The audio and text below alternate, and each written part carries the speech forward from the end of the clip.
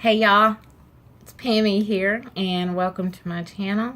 This is Pammy doing her own thing, and I don't know, and I can't worry about whether or not anybody is watching this. I just hope that maybe I could help one person if I can, because I'm gaining years on my life, and I would hope for that for somebody else too, because I know that I'm not alone in this. First of all, today at my TOPS meeting, which, as I stated before in the past, this is short for Take Off Pounds Sensibly. I lost 2.5 pounds at check-in today. Yay! Last week, I lost 4.4. Now, I want to tell you, the week before that, I gained like 3.1 pounds. This is happening once a month, and I'm not really sure what's going on with that. I had a hysterectomy about 5 years ago. I'm not really sure if even when we go through menopause, if we still carry that weight gain and everything that goes with it, for that 7 days of the month. I'm not really sure about that yet. I haven't been tracking my weight long enough to figure that out, because I'm not doing anything I'm not supposed to. Now, keep in mind, on Thursdays after we have our meetings, I do have a cheat day, but it's not bad. But I'm finding out that I shouldn't even be doing this, because it takes me a lot longer to get back into ketosis. Usually I don't get back into ketosis maybe a day or two before I go back, because my body feels that, and I shouldn't be doing that. So I was eating like a half an order of biscuit and gravy, and then I would, so that I wouldn't have to cook, I would bring me home a taco salad and have them put just very few chips on it. I'm going to do without those chips at all, but usually I don't like to cook on that day. One day a week I don't want to have to cook anything. So I think what I'm going to start doing is just either eating bacon and eggs, or maybe make me a couple of carb quick biscuits that only have 1 gram of carbs in them, and take them with me to have them warmed up, and then the taco salad that I'll bring home with no chips in it. I'm not really sure yet, so I'll figure that out. But normally what I do after that day, that cheat day, I've been doing a lot of intermittent fasting anyway, so that I could hurry up and get back into ketosis. And it's not going to hurt you. I don't know if you know what intermittent fasting is. It's actually going through a pause in eating. Normally I won't eat anything like today, after eating a few carbs today. I won't have my next meal until about 8 or 9 o'clock tomorrow night. It feels so good. I usually go through the day and I'm humming and I'm singing, really, you think that you're hungry, and you're not. But once you get used to the keto lifestyle, you're not hungry. You find something else to do, and it's like, oh God, really? Geez, is it time to eat again? I ain't feeling it. Let's do it later.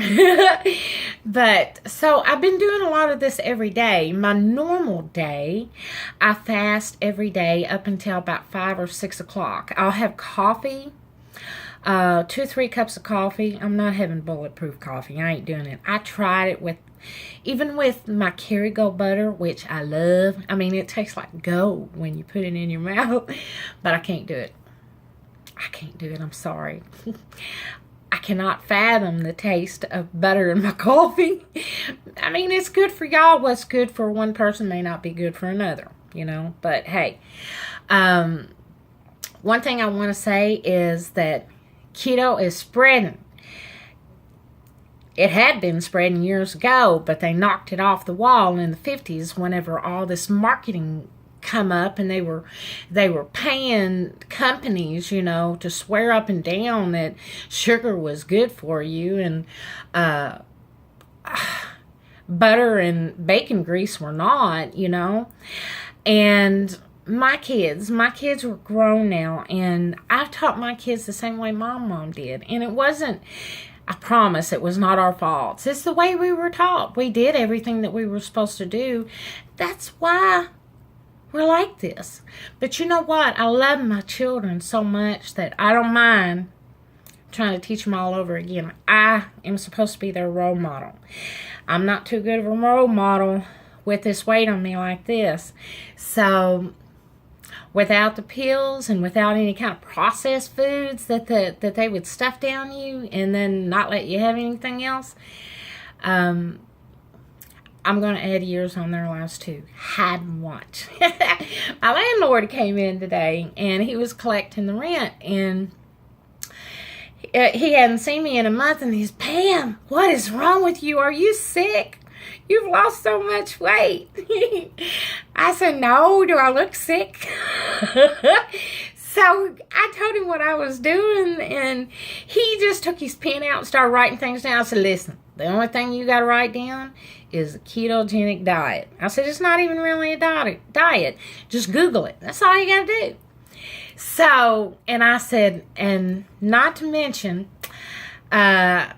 needless to say, don't forget your kids. Because if you decide to start eating healthy, which this is healthy, pass it along to your kids. It's the greatest gift that you can give them is years on their life.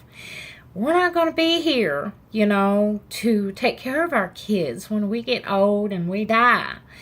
But we can give them those tools, the right tools. And I feel so bad, because my girls are heavy too, just like me. My mom was too, but she went on a diet and lost hers a different way than me.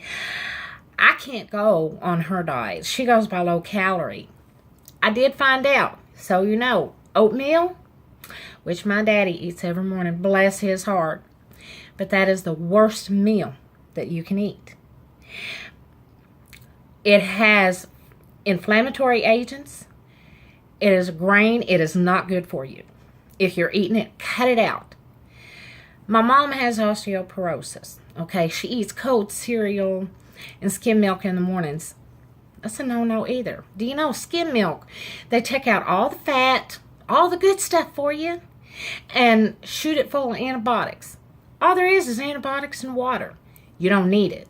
It'll kill you. I'm not kidding you. That's why, progressively, my arthritis has been getting worse, and I'm having less and less trouble with my joints. I'm not kidding you. I promise you. Nobody's paying me to say this. And I don't know. It's just eating the right things, and I don't like eating the same thing all the time, so I cook all my meals except on Thursdays. But all you got to do is Google, say you're hungry for chicken one night, Google keto chicken. You're going to come up with a whole list of chicken recipes. The other night, as a matter of fact, I made chicken parmesan. It was delicious. I had it for 2 nights straight. Normally what I'll do, I'll fix me a snack that I'll eat on for several days. Now, keep in mind, I put it all in a container and then I put it in the freezer. Because I'm only eating like 1 meal a day now, and that's usually around 4, 5, or 6 o'clock, something around that time. Just whatever time I feel like, or maybe when I feel like I might be hungry, which I'm probably not still yet. And then I might have me a couple little cookies that I've made. And I keep them up in the freezer, or I'll make fat bombs, because I know I probably am not getting enough fat. And I've researched this, and I was worried whether or not I was, because whether or not you're getting too much fat, and I know I got a lot of fat on me, but if you're in ketosis, you're going to burn that fat that you eat. Just don't eat a lot. Only eat what you're supposed to, 70% fats, 20% proteins, 10% carbs. I don't measure my foods. The reason that I don't is because I don't eat that much. Now, if it got to be a problem for me, I would. But I'm not hungry. I'm not. So, intermittent fasting, it's okay. I'm hypoglycemic, But it's okay. My doctor, he was trying to tell me, eat 6 small meals a day. If I did that, I'd be hungry all the time. But I'm proud of what I'm doing, and I got to cut this short because it's going to cut off on me again. I'm going to hurry up and get me a good video cam soon. Right now I'm using my phone and the SD card, my SD card on my phone. I got a Galaxy 7.